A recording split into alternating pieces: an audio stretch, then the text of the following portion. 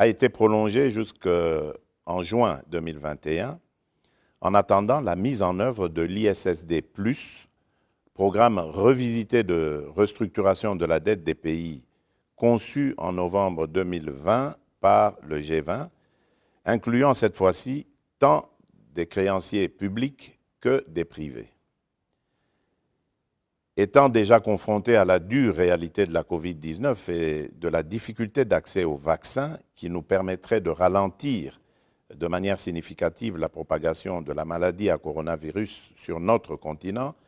et en attendant l'effectivité du programme ISSD+,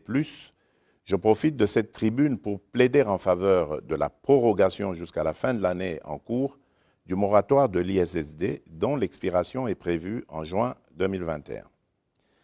Par ailleurs, il conviendrait que ces restructurations aboutissent à un allègement bien ciblé de la dette afin de rétablir la viabilité de cette dernière à moyen et long terme.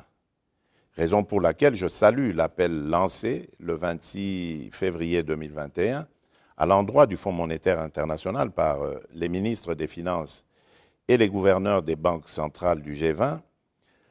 pour des émissions supplémentaires des droits de tirage spéciaux qui bénéficieraient principalement aux économies les plus vulnérables. C'est pourquoi j'entends ici soutenir, au nom de l'Union africaine, l'idée d'une réforme de l'architecture mondiale actuelle en y apportant une meilleure coordination entre les créanciers.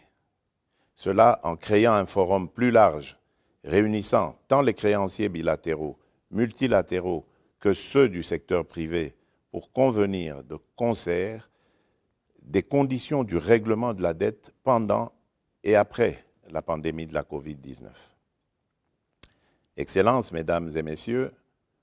en outre, il serait primordial que ces restructurations ne conduisent pas à la réduction de la dette publique au développement. En effet, et pour conclure, il demeure de garder à l'esprit la responsabilité qui nous revient à tous